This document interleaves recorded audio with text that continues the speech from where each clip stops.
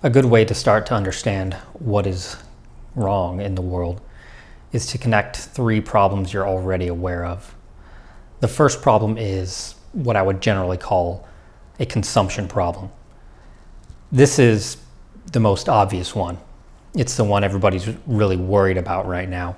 Everybody is losing their job, or they're afraid of losing their job, or something along those lines. But the reason they're afraid of that is because the first problem is consumption, and that is a problem of every life form. That is not a special problem per se.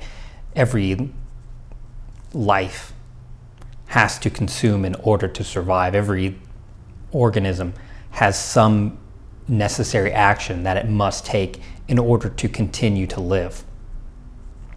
So we have to eat, we have to sleep, we have to do things, or we're going to die.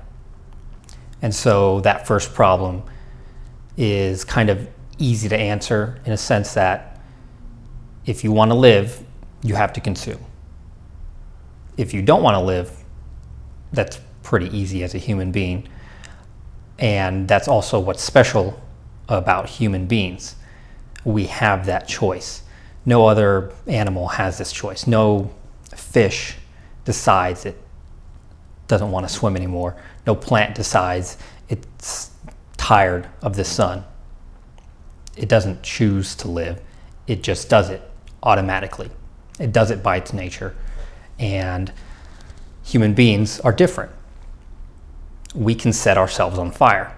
We can commit suicide. We can do these things that are completely opposite to our needs of survival.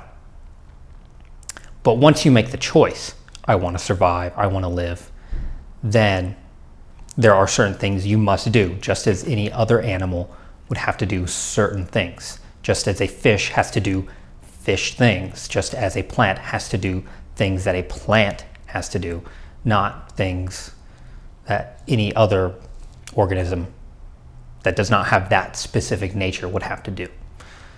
So, once you want to answer that problem, and when you go about answering it, that brings us to the second problem. And that is production. So for any other organism, any other animal, production is not really an issue because they automatically do what they need to do. It's not guaranteed that that is going to then lead to what they need in order to survive. So for example, a plant, given the right environment, it has the water, it has the proper soil conditions, it has the light that it needs, it's going to then photosynthesize and take all those actions in order to survive.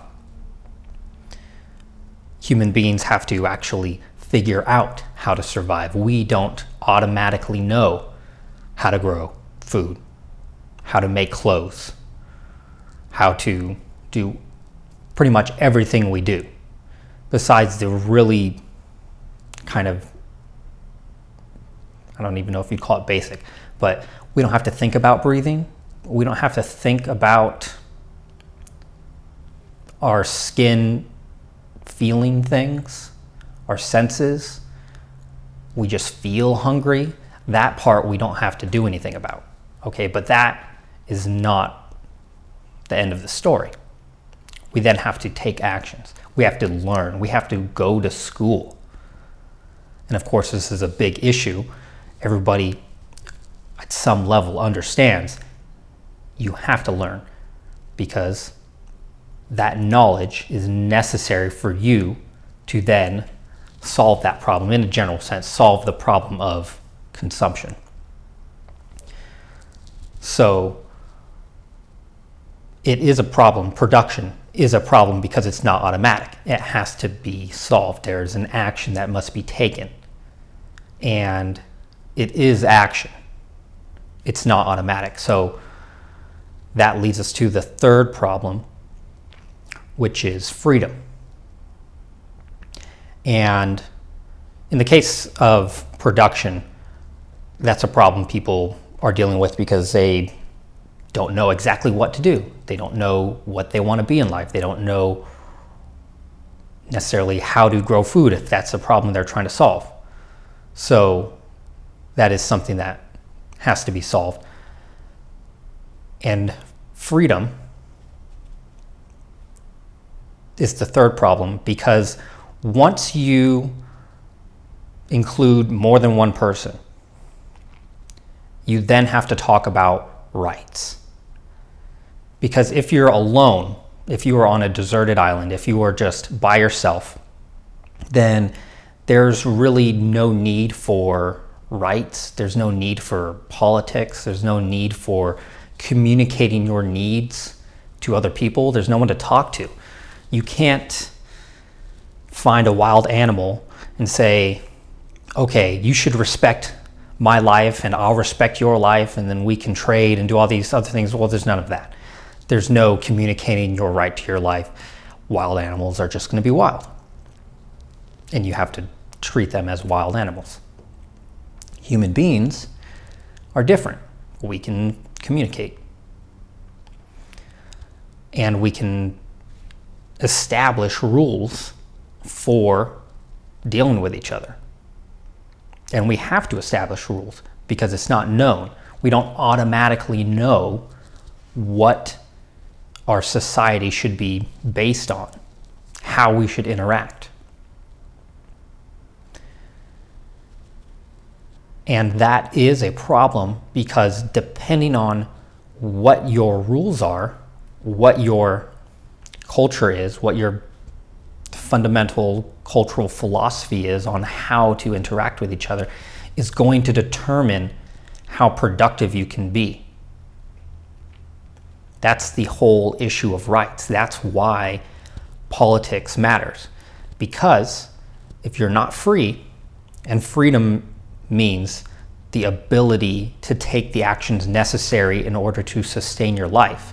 So if you're not free to be a farmer and then grow the food, then you're not going to be able to grow the food, and then you starve.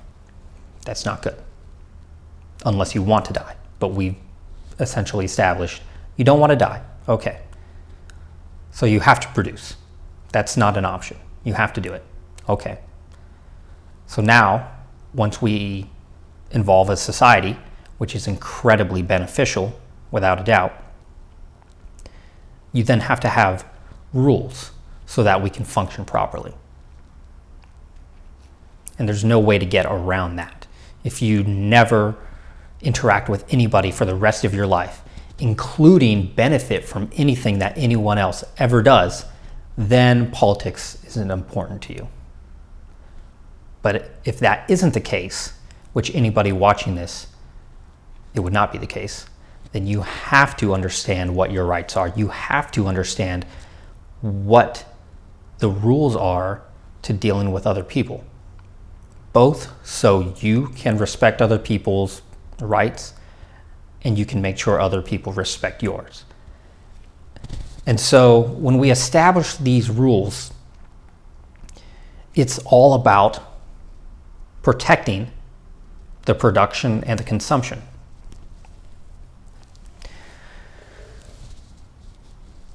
And that's why politics is so important. That's why you have to be aware of what's going on.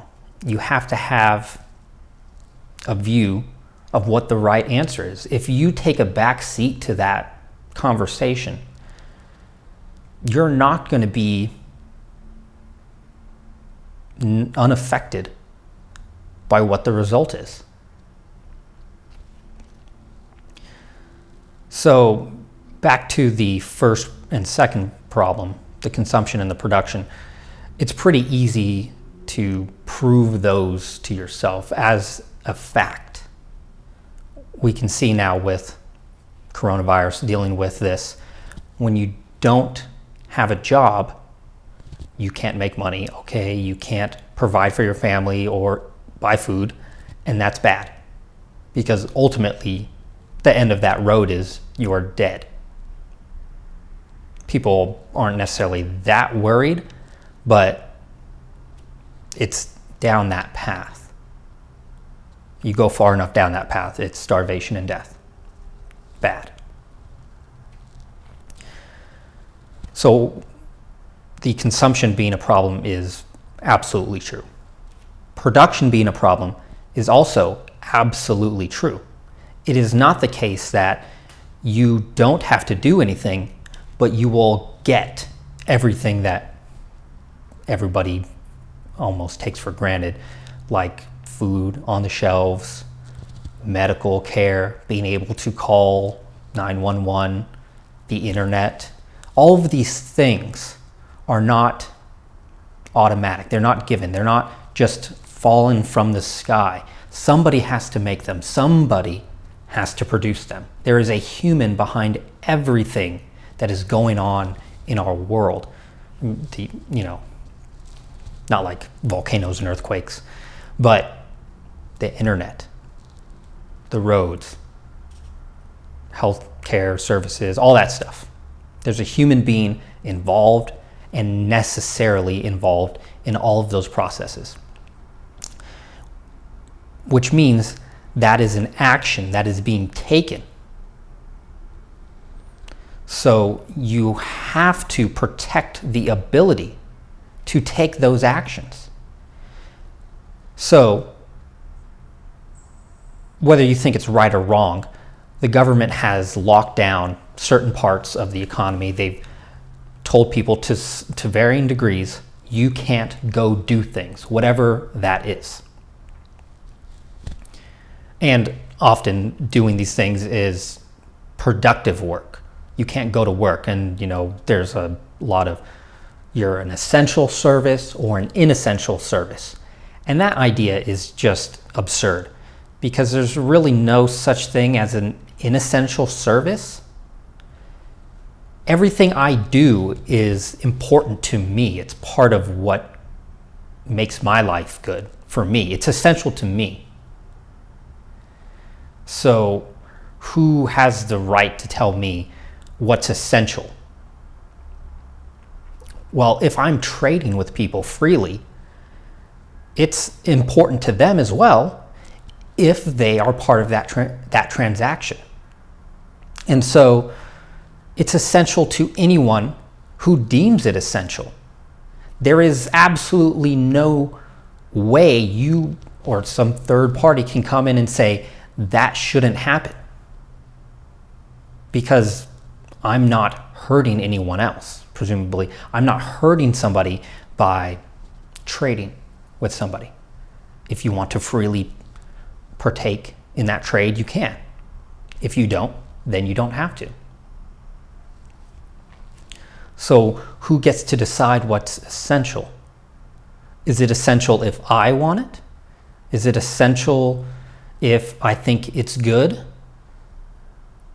but non-essential if I don't like it and I think it's bad? Who gets to determine that? We're not talking about crimes. We're not talking about, murder is essential or non-essential. You either have the right to do something or you don't. If you have the right to do it, then nobody can come in and say, that's not essential, you can't do it. But I don't want to get too far off here. So you have to protect the ability to produce. That has to be protected. And that's the whole issue with politics. It's about who gets to decide or who is writing the rules on what you can do and what you can't do. So if you want to answer or solve those other two problems, or at a minimum, you want to make it possible to actually solve those other two problems, production and consumption, then you have to get freedom right. You have to get rights right, factually correct. You have to be factually correct in identifying what rights are and what they're not. If you don't do that, then you will absolutely have a production problem and therefore a consumption problem. There's no way you can produce and consume without being free. If I lock you in a cage, you would die. You have to be able to take actions. So this whole being in lockdown, dealing with the virus, I kind of knew, okay, the problem is bad, but their solution, locking down people, is absolutely 100% counterproductive. There's nothing that could possibly come from that would be good. Because it's not knowledge that they were handing out. It's not that. There was, of course, a lot of, people want the government to do things. We're looking towards, or other people are looking towards government and government organizations to solve that problem. But if I need to take certain actions in dealing with the virus, then I will take those actions because I don't want to die and I don't want to get sick. And the actions I need to take may not be the same as everyone else. Again, it comes to the whole essential services and inessential services, which is essential actions and inessential actions. Well, why is there a presumption that there are actions that I take that are not essential or,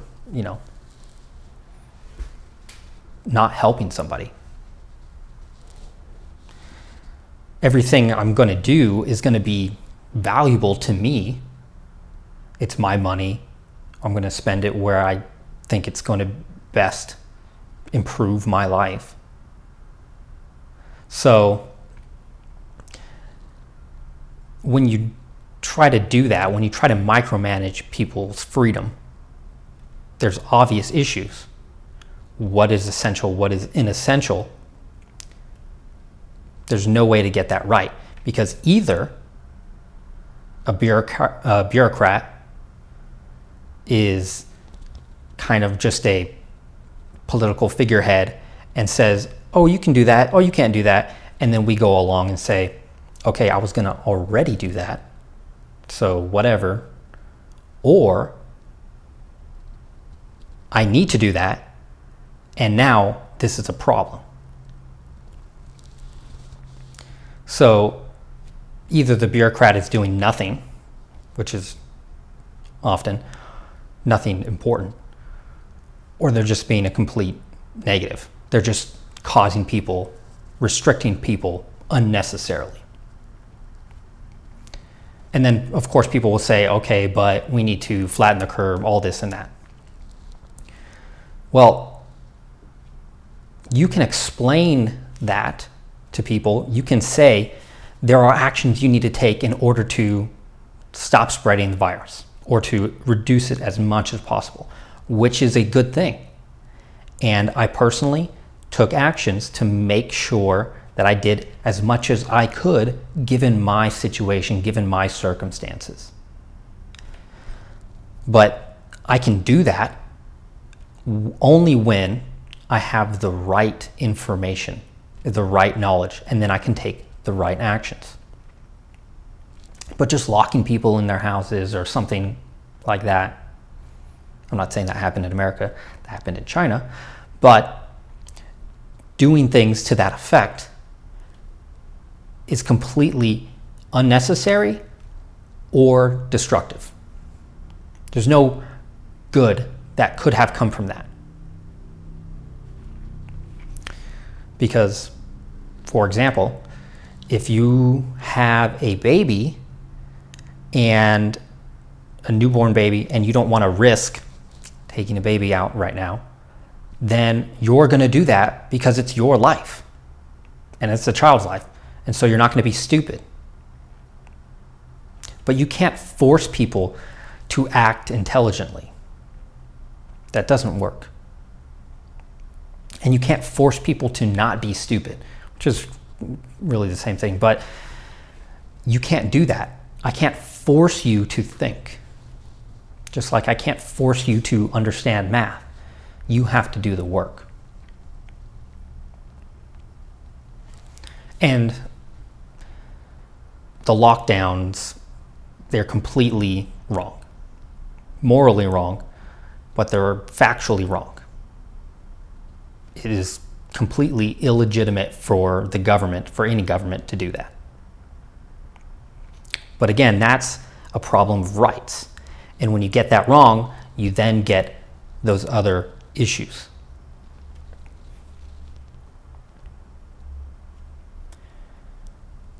So I don't want to go on too long, but just connecting those three problems, understanding that you have to consume, not optional.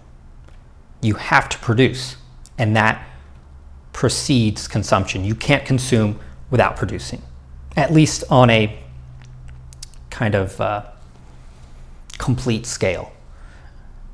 You know, for example, a child doesn't really produce anything at the point when they're a child, but they still have to consume. So how does that happen? The parents have more consumption, or excuse me, more production than they need. So they have kind of, a surplus in economic terms. And then when the child is younger, they're being taken care of, they're being educated, they're being taught so that they can be capable of production themselves when they become adults, and so on and so on. It's not the case that there is some person that never has to produce, or human beings in general don't have to produce. That can't happen. So there's no way to basically get around consumption without production. There's no way to have a hamburger without somebody having made the hamburger and all its constituent components, grown the beef, grow the lettuce, all that stuff. So there are actions that must be taken. You protect those actions, then you are just going to get all the production that comes along with it. So that is the role of the government. Protect the actions that you need to take in order to live, and then you're going to get all the nice things.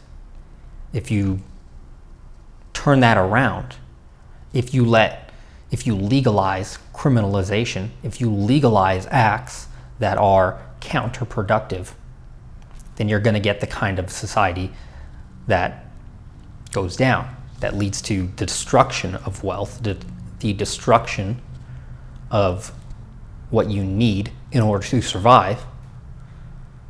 And then there's plenty of historical evidence for those kind of actions, those kind of societies, and they don't last.